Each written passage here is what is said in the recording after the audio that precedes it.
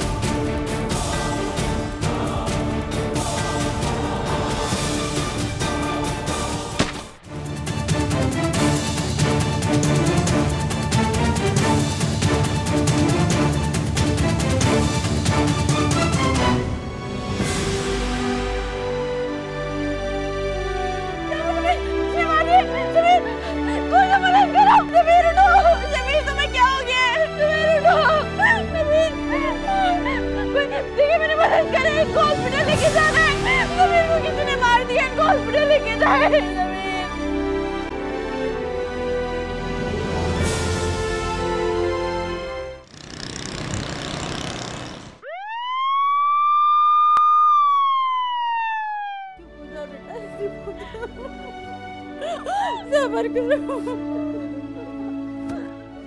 चुप हो जाओ। डॉक्टर साहब क्या हुआ? जमीर बच जाएंगे ना? वो ठीक है ना?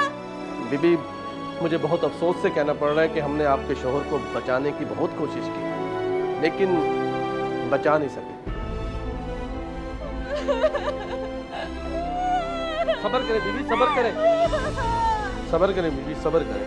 कैसे करूं सबर? जालिमों ने मेरा शौहर मार दिया, इसके सारे गुजारों की जिंदगी। सबर करो,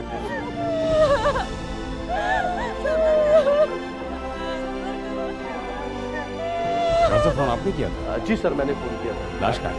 लाश अंदर है सर। सबर करो। ये कौन है? सर, ये मकतूल की बीवी है, इनकी हालत बहुत खराब है। ओह, सर ड्रामा कर रही है। ड्रामा? तुम कौन हो? मैं मकतूल का कज़न हूँ सर। तो ये मकतूल की बीवी नहीं है? नहीं सर, ये ड्रामा कर रही है। आइए सर, आइए सर। पुलिस को इत्तला मिली थी कि कुरंगी इंडस्ट्रियल एरिया के इलाके अल्लाहवाला टाउन में घर के बाहर सरेआम एक ज़मीर नामी शख्स को तशद्दुद का निशाना बनाने के बाद उसे गोली मारकर जख्मी कर दिया गया है। जख्मी नौजवान को उसकी अहलिया ने अहले मोहल्ला के हमरा अस्पताल पहुंचाया, लेकिन वो अस्पताल पहुंचकर जख्मों की ताब न लाते हुए दम तोड़ चुका था। मकतूल की बेवा सदमे से नढाल थी, जिसे बार बार गशी के दौरे पड़ रहे थे। अस्पताल में मौजूद सफदर नामी नौजवान का कहना था कि वो मकतूल का कज़न है और उस वक्त वो इत्तेफाकन किसी मरीज के साथ अस्पताल में मौजूद था। नौजवान सफदर के मुताबिक रुबीना नामी खातून जो अपने आप को मकतूल की बेवा कहलवा रही थी, मकतूल की बीवी नहीं है। मकतूल ज़मीर के कज़न सफदर का यह बयान पुलिस के लिए बायस हैरत था कि अगर रुबीना मकतूल की बेवा नहीं है तो फिर वो कौन है और वो सदमे से इस कदर निढाल क्यों थी और बार बार क्यों वो खुद को बेवा कहलवा रही थी और वो मारने वाले किन जालिमों का जिक्र बार बार कर रही थी। आप बार बार अस्पताल में किसी जालिमों का जिक्र कर रही थी, कौन है वो? वही जिन्होंने मुझे बेवा कर दिया और मेरे मासूम बच्चे को यतीम। लेकिन हमें तो ये पता चला है कि आप उसकी बीवी ही नहीं। क्या? किसने कहा ये आपसे? उनके भाई? झूठ बोलते हैं वो। मैं भाग के नहीं आई हूँ, मैंने निकाह किया था उनसे, निकाहनामा मौजूद है मेरे पास। लेकिन उनका कहना यह है कि मकतूल ने 2 माह कबल तुम्हें तलाक दे दी। ये और समीर की लव मैरिज थी, हम तो तलाक के बारे में सोच भी नहीं सकते थे। क्या आपके ससुराल वाले शादी से खुश नहीं थे? नहीं, इसलिए तो वो इस किस्म के झूठ बोल रहे हैं। देखिए, हमें आपकी जाती जिंदगी से कोई गरज नहीं है, लेकिन ये केस है कत्ल का और वो भी आपके शौहर का। आप ये बताएंगी कि आपकी शादी किस तरह हुई थी? मैंने आपको अभी तो बताया कि हमारी लव मैरिज थी। हमारी पहली मुलाकात उनकी स्टेट एजेंसी में हुई थी। जी जी, कॉर्नर का फ्लैट है जी, वेस्ट ओपन। अस्सलाम वालेकुम। वालेकुम सलाम, तशरीफ रखिए। जी ठीक है, मैं आपसे बाद में बात करता हूँ। ओके, अल्लाह हाफ़िज़। जी फरमाइए, मैं आप लोगों की क्या खिदमत कर सकता हूँ? आप खिदमत मत करें, बस एक मकान ढूंढ दें छोटा सा। अरे मकान छोटा हो या बड़ा, दोनों मिल जाएंगे। ये बताइए किराए पे चाहिए या ख़रीदना है? अब गरीब लोग हैं, किराए पे ही चाहिए। लग तो नहीं रहे आप गरीब। अरे मुझे नहीं चाहिए, मेरी फ्रेंड को चाहिए। अब बोलो ना तुम कुछ, वो समझ रहे हैं कि मुझे चाहिए। एक ही बात है, मैं बात कर लूँ या तुम बात कर लो। अच्छा ये बताइए कि मकान कितना बड़ा चाहिए आपको? यही कोई 2 बेडरूम और 1 ड्राइंग रूम। इसका मतलब है कि मुकम्मल यूनिट। मुकम्मल यूनिट अभी सेल पे तो है, लेकिन किराए पे कोई भी नहीं है। आपके पास आने का कोई फ़ायदा नहीं हुआ। अरे फ़ायदा होगा ना, बस आप 2-3 रोज़ में तशरीफ़ लाइए, इंशाल्लाह कोई अच्छा मकान आपकी खातिर निकाल दूंगा मैं। मेरी खातिर क्यों? भाई इसलिए कि आप ही तो मांग रही हैं। हाँ, आपकी दोस्त तो बेचारी खामोश हैं। ये ना बहुत बोलती है, शादी के बाद इसकी बोलती बंद हो गई है। वैसी बात भी नहीं है। चलें, काम की बातें तो होती रहेंगी। ये बताइए कि चाय लेंगे या कोल्ड ड्रिंक? अरे अनीस, 2 कोल्ड ड्रिंक ले आना ज़रा। अरे नहीं नहीं, आप तकल्लुफ़ मत कीजिए। अरे नहीं, ये तो हमारी सर्विसेज में शामिल है। और क्या क्या शामिल है आपकी सर्विसेज में? हर वो चीज़ जिसकी कस्टमर डिमांड करे। नेक्स्ट टाइम आएंगे तो पी लेंगे। आप आ जाइए तो आपकी खातिर मैं मकान कोई देख के रखूँगा। ठीक है, आप इनको बता दीजिएगा, जब आप बात कर लें तो आप मुझे बता देना। आप ही आ जाइएगा, आपको अगर पसंद आ गया तो इनको भी पसंद आ जाएगा।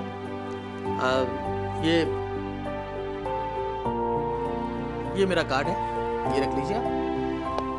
और अगर मुनासिब समझें तो अपना फ़ोन नंबर मुझे दे दीजिए ताकि मैं आपको इत्तला कर सकूं।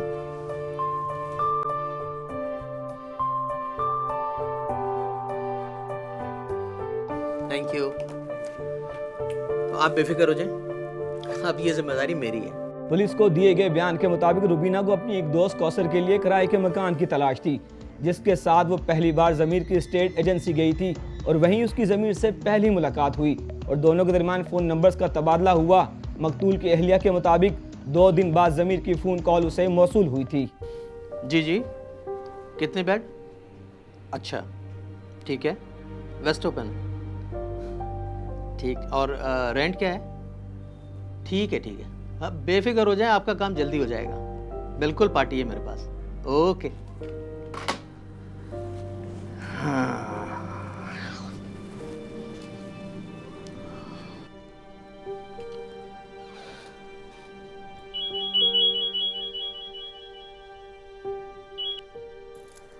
हेलो, कौन? जी मैं स्टेट एजेंसी से ज़मीर बात कर रहा हूँ। आपने मकान के लिए कहा था ना, आ जाएंगे तो दिखा दूंगा। वो मेरी फ्रेंड को चाहिए, मैं उससे मालूम कर लेती हूँ। इंतज़ार करूँगा, आ जाएंगी तो बेहतर रहेगा। क्यों बेहतर रहेगा? अरे जनाब, इसलिए कि आपके लिए मकान निकाला है। आप आ जाएंगी तो बेहतर हो जाएगा। चले, मैं मालूम करके बताती हूँ। ओके, आपका इंतज़ार रहेगा। अल्लाह हाफ़िज़।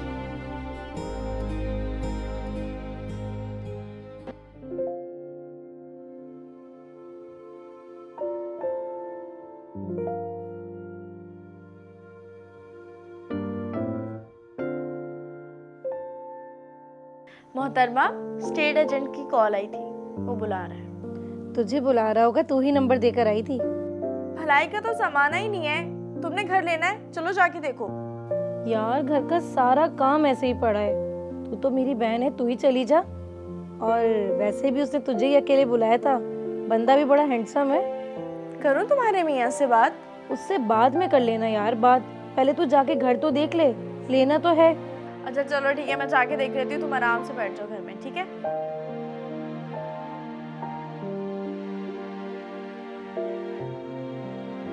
अच्छा ये बताएं कि मकान है या फ्लैट? दोनों, आप दोनों देख लें, जो पसंद आए वो कर लेते हैं। मकान तो एक बहाना है, आपका मिलना जुलना तो रहता होगा। ये बताइए कि प्रपोज किसने किया था? इंस्पेक्टर साहब, आप ये कैसी बातें कर रहे हैं? मैं भला अपने बेटे को कत्ल करवाऊंगा?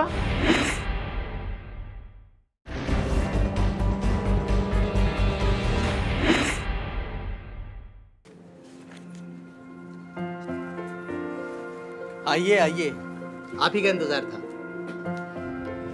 आज आपकी दोस्त नहीं आई? वो अपने कामों में भी काहिल है। अरे आप जैसा दोस्त जैसे मुयस्सर हो, वो काहिल हो ही जाता है। अच्छा ये बताएं कि मकान है या फ्लैट? दोनों, आप दोनों देख लें, जो पसंद आए वो कर लेते हैं। जी चलें। चलिए।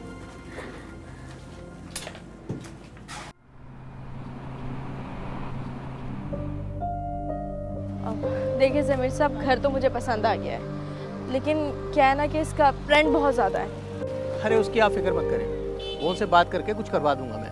लेकिन फिर भी आप कितना करवाएंगे? अब इतने आलीशान मकान का वो रेंट नहीं पे कर पाएंगे, गरीब लोग हैं। अरे आप वो मैंने कहा ना कि मुझ पे छोड़ दें, वो मैं कुछ करवा दूंगा। ये बताइए कि मकान तो पसंद है ना आपको?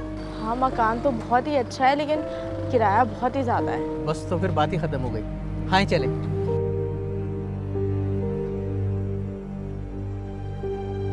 सच तो यही है, मैं ज़मीर की शख्सियत से बहुत मुतासिर हो गई थी।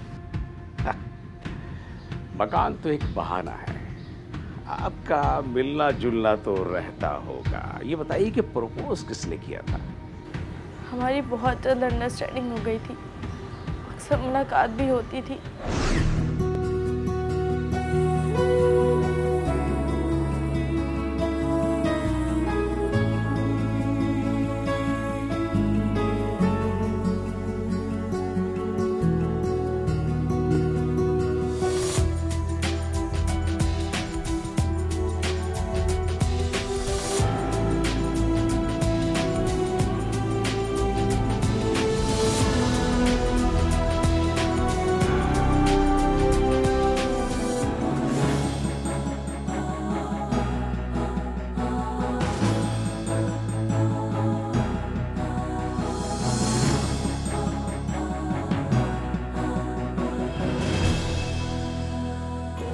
आपने अब तक शादी क्यों नहीं की?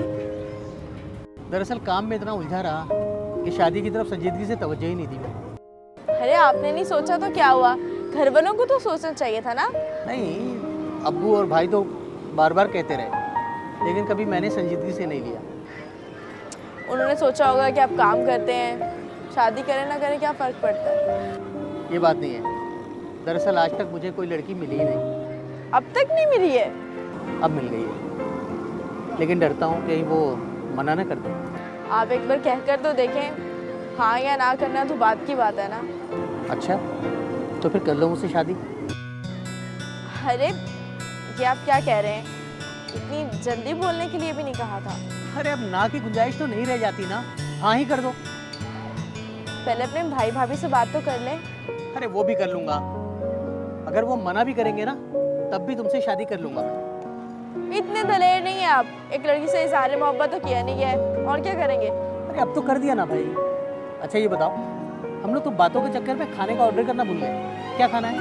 मटन कढ़ाई। अभी लेते हैं। Hello waiter. और फिर वही हुआ जिसका खतरा था, समीर के अब्बा और भाई नहीं राजी हुए। और इतनी मुखालफत के बावजूद तुम लोगों ने शादी कर ली, तुम्हारे घर वाले राजी थे?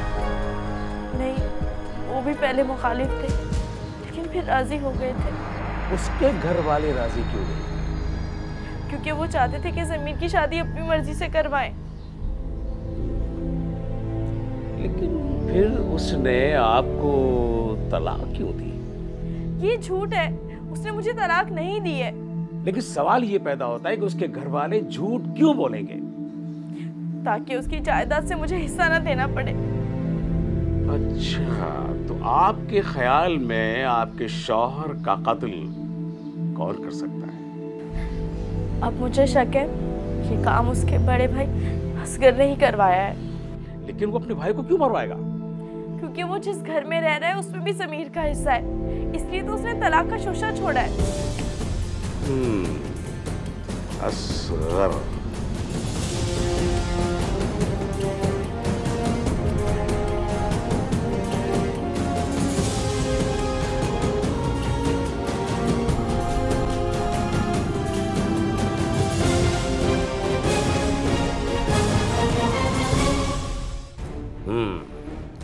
आपको किसने कहा था कि ज़मीर अपनी बीवी को तलाक दे चुका है? सर उसने अब्बा को खुद बताया था और पूरा ख़ानदान को पता है।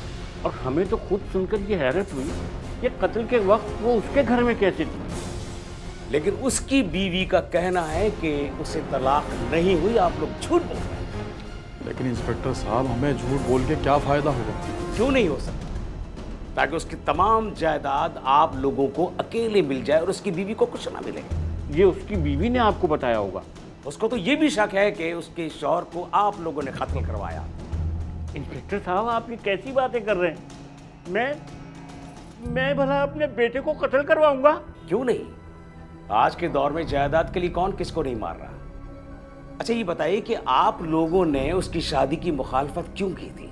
क्योंकि सर वो पहले से तलाक याफ्ता थी। यानी ये इसकी दूसरी शादी थी। और वो अच्छे खानदान से भी नहीं थी। और सर उसका भाई शामिर पहले भी जेल में बंद हो चुका है। अच्छा। और इंस्पेक्टर साहब हमें तो ये भी शक है कि तलाक के बाद इसी औरत ने अपने भाई के साथ मिलकर मेरे बेटे को कत्ल करवाया।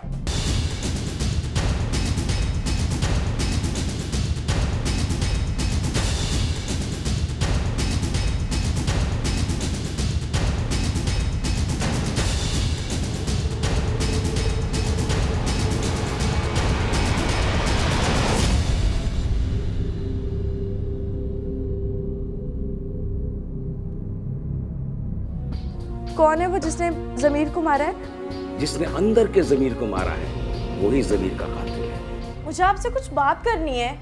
जो भी बात करनी हो रात को कर लेना।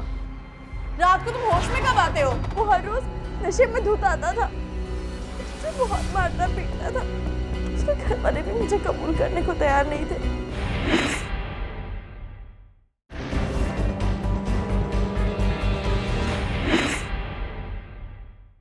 समझ में नहीं आ रहा है, केस उलझता जा रहा है। दोनों पार्टियां एक दूसरे पर इल्जाम लगा रही हैं। सर एक काम क्यों नहीं करते, दोनों पार्टियों को उठा लेते?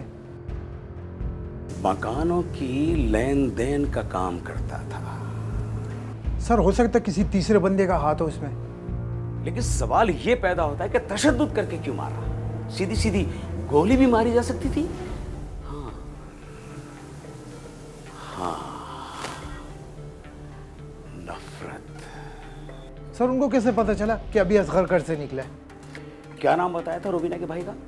शामिर। शामिर पहले भी बंद हो चुका है। रुबीना दूसरी शादी। हाँ। शामिर को उठाओ। Okay sir.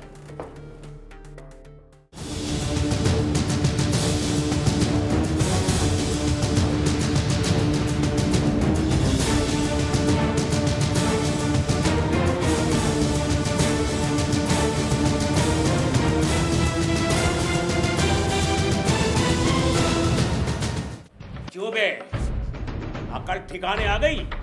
हाँ, तेरी बहन ने सब कुछ बता दिया है कि गोली तूने मारी थी। अपनी बहन को तूने बेवा किया था। बोल बोल।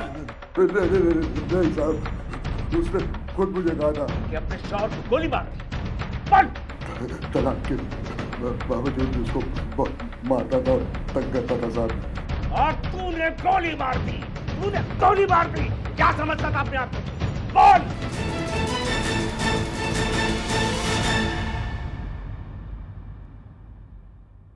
आपने मुझे यहाँ क्यों बुलाया है? तुम्हें कातिल दिखाने के लिए। कौन है वो जिसने ज़मीर को मारा है?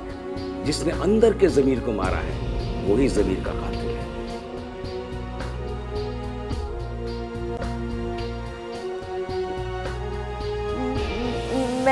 मैं कुछ समझी नहीं। जब तस्वीर देखोगी तो सब समझ में आ जाएगा।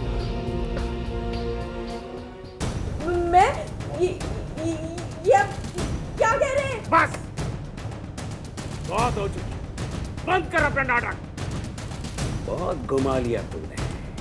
सच बोलोगी या तुम्हारे भाई शामिर को बुलाओ जो लॉकअप में बंद है? शामिर? सिर्फ शामिर ही नहीं बल्कि उसके साथी भी हैं। अब खामोश रहने का कोई फायदा नहीं, बोलना तो तुझे पड़ेगा। और जो कहानी तुमने शुरू की थी वो अधूरी थी, अब उसको मुकम्मल कर। चल। ऐसा तो कुछ भी नहीं है। बोल।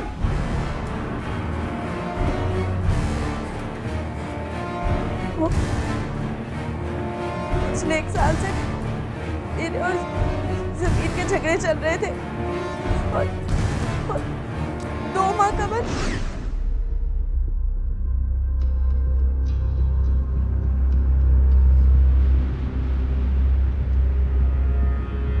अब जा रहे हैं। क्यों, नजर नहीं आ रहा तुम्हें? दोपहर में वापस आइएगा। नहीं, मैं रात को आऊँगा। तुम्हें क्या काम है दोपहर में? मुझे आपसे कुछ बात करनी है। ठीक है, जो भी बात करनी हो रात को कर लेना। रात को तुम होश में कब आते हो?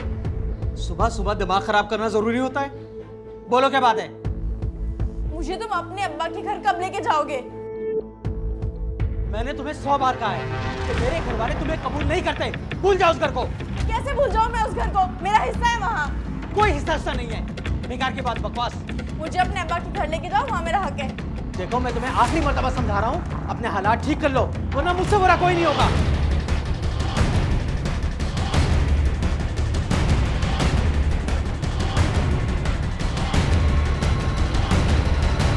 मैं आखिरी मर्तबा समझा रहा हूँ। मुझे भी कोई शौक नहीं है, नहीं रहना चाहती मैं तुम्हारे साथ। तलाक दे दो मुझे। जाकर रखो जा। बहुत शौक है ना तुझे? कर ले अपना शौक पूरा। मैं तुझे तलाक देता हूँ, तलाक देता हूँ, तलाक देता हूँ।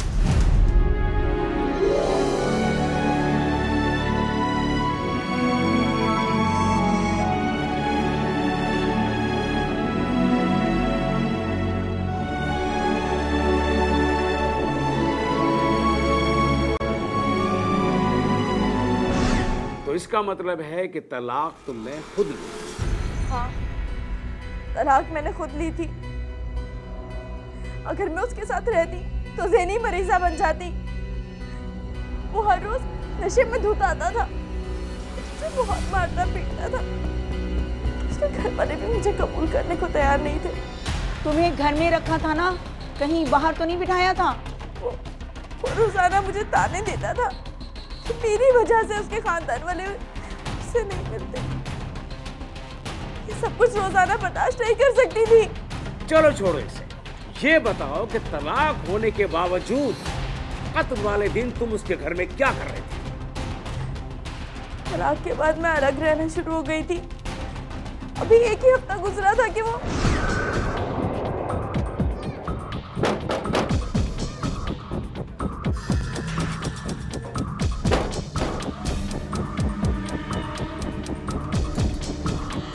तुम यहाँ क्या कर रहे हो? मैं तुझसे मिलने आया हूँ, अपनी बीवी से मिलने आया हूँ। यहाँ तुम्हारी कोई बीवी नहीं रहती, अब अजनबी हो तो मेरे लिए। हट यहाँ से। मैं तेरा शौहर हूँ, शौहर। तो मेरा रास्ता रोकेगी? अब तुम मेरे शौहर नहीं हो, तुमने मुझे तलाक दे दी है, अब जाओ यहाँ से। मैंने कोई तलाक उलाक नहीं दी है। चल अंदर, बताता हूँ तुझे अभी। मकतूल की बेवा रुबीना ने पुलिस को बताया कि वो ज़मीर की बदसलूकी से तंग आकर उससे तलाक लेने के बाद अलहदा से रहने लगी थी, लेकिन मकतूल ने वहाँ भी उसका पीछा ना छोड़ा और वो अक्सर रात को शराब पीकर उसके घर आता और उसे मारता पीटता और ज्यादती का निशाना बनाता था। उसे दोबारा साथ रहने पर वो मजबूर कर रहा था और वो जो चाहती नहीं थी, लिहाजा उसे अपने भाई शामिर को अपने घर बुलवा लिया था। ये जोश से काम लेने का नहीं है कि होश से काम ले, वरना सब कुछ खराब हो जाएगा। मुझे रात भर नींद नहीं आती है।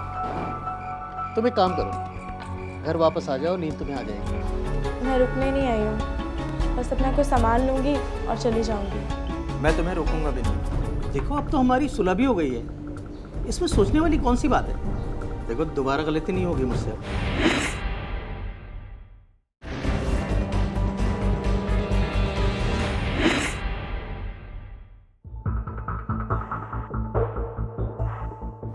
मीना, मीना,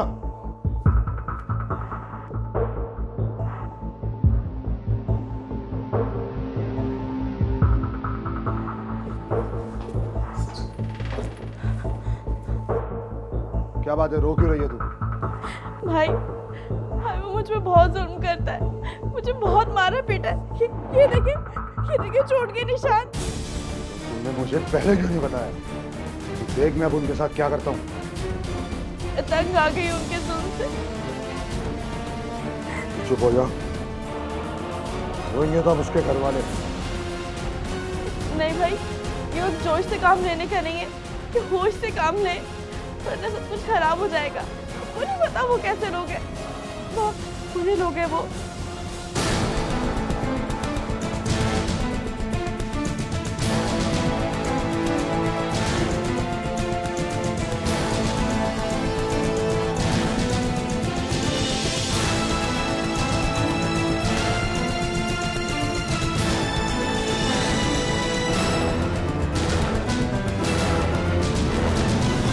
शामिर के कैरेक्टर में ये बात समझ में आई है कि उसके जो फ्रेंड्स थे वो ऑलरेडी क्रिमिनल्स थे। उन फ्रेंड्स के साथ रहने की वजह से एक तो उसके पास इन सारी चीज़ों की रसाई मौजूद थी, फिर उसका एक एंटी सोशल पर्सनालिटी ट्रेट्स बहुत पहले से चल रहे थे। जब उसकी बहन ने उससे अपने प्रॉब्लम्स को डिस्कस किया तो वो बहुत एग्रेसिव हो गया। उसके लिए अपने एग्रेशन को कंट्रोल करना मुश्किल था और फिर उसके फ्रेंड्स भी इस टाइप के थे, तो उन्होंने मिलकर एक मर्डर को प्लान किया। ज़मीर, मुझे रात भर नींद नहीं आती है। तुम एक काम करो, घर वापस आ जाओ, नींद तुम्हें आ जाएगी। मैं भी यही सोच रही थी, तुम्हारे बगैर नहीं रह सकती हूँ मैं। बस मेरी एक शर्त है। क्या? मैं उस घर में नहीं जाऊंगी, तुम यहीं पे आ जाओ ना। तो दिमाग आ गया ठिकाने पे तुम्हारा? यूं भी तुमने ठीक नहीं होना है, तो रोज रोज झगड़ा क्यों करे? चलो, अच्छी बात है कि बात समझ में आ गई तुम्हें। मैं कल सुबह घर आऊंगी, मुझे कुछ कपड़े और सामान उठाना है, लेके चली जाऊंगी। तुम अभी क्यों नहीं आ जाती? वहीं आराम कर लेना और सुबह सामान लेके आ जाना अपना। मुझे उस किराए के घर में नहीं रुकना है। अच्छा, जैसी तुम्हारी मर्जी। वैसे तुमने फैसला करने में इतनी देर क्यों की?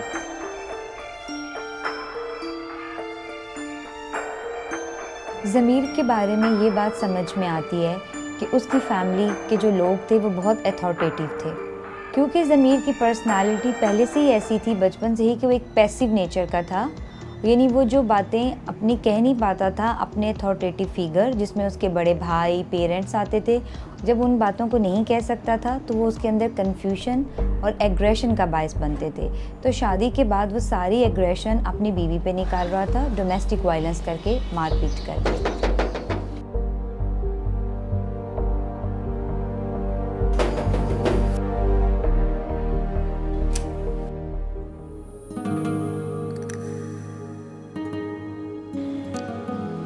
लगता है इरादा बदल गया। मेरा इरादा इतनी आसानी से नहीं तब्दील होता। अंदर आओ।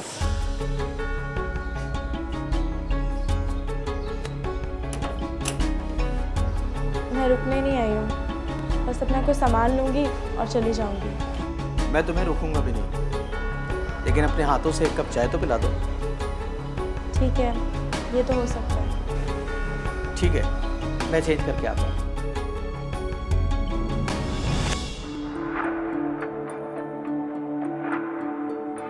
तुम जब तक चाय बनाओ, मैं फ्रेश हो गया। जी।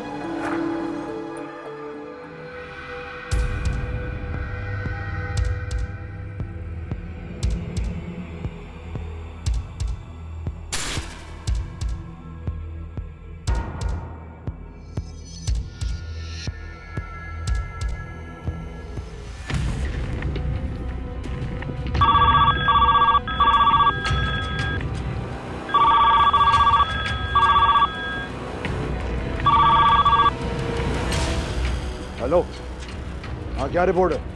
ज़मीर घर पे मौजूद है। कब तक निकलेगा? तकरीबन आधे घंटे तक। तू कब पहुंची? अभी बस 15 मिनट हुए हैं। चल चल ठीक है, फ़ोन बंद कर, मैं आता हूँ। इस स्टोरी में रुबीना के बारे में ये बात समझ में आती है कि उसकी बेसिक नीड्स फुलफ़िल नहीं हो रही थी। उसकी पहली शादी में भी उसको तलाक हो गई थी, जिसकी वजह से उसने इस लड़के को इसलिए पसंद किया कि उसको लगा कि उसकी बेसिक नीड्स ये बहुत अच्छे से फुलफ़िल करता है, इसके पास प्रॉपर्टी है, पैसा है, तो वो एक लालच की बुनियाद पर अट्रैक्ट हो रही थी इस आदमी के पास। जब उसकी शादी हुई और उसको इस बात का अंदाज़ा हुआ कि उसको कुछ भी हासिल नहीं हुआ, तो इस चीज़ ने उसके अंदर एग्रेशन भर दिया। तुम्हारे हाथ की चाय का मज़ा ही कुछ और है। तुम्हारे जाने के बाद मैं भी चली जाऊंगी। मैंने तुमसे कहा है ना कि मैं शाम को जल्दी आ जाऊंगा, फिर हम लोग कहीं बाहर खाना खाने चलेंगे, उसके बाद मैं खुद तुम्हें छोड़ने जाऊंगा। देखो, जाना मत। अच्छा, सोचूंगी। देखो, अब तो हमारी सुलह भी हो गई है, इसमें सोचने वाली कौन सी बात है? देखो, दोबारा गलती नहीं होगी मुझसे। अच्छा ठीक है, अब तुम जाओ, मुझे कुछ सामान भी लेना है। ऐसे कहोगे? थोड़ा सा मुस्कुरा दो। अच्छा ठीक है, अब जाओ। ये हुई ना बात। ज़्यादा फ्री होने की ज़रूरत नहीं है, वैसे भी तुम्हारी पार्टी का इंतज़ार कर रही हूँ। अच्छा भाई, अच्छा, अभी तो जा रहा हूँ, लेकिन शाम को आगे फ्री होऊंगा। मुल्जिमा रुबीना ने अपने जुर्म का एतराफ़ करते हुए बताया कि उसका मकतूल शौहर के साथ साल भर से झगड़ा चल रहा था, जबकि 2 माह कबल उसने तलाक लेकर मकतूल से अलहदगी इख्तियार कर ली थी।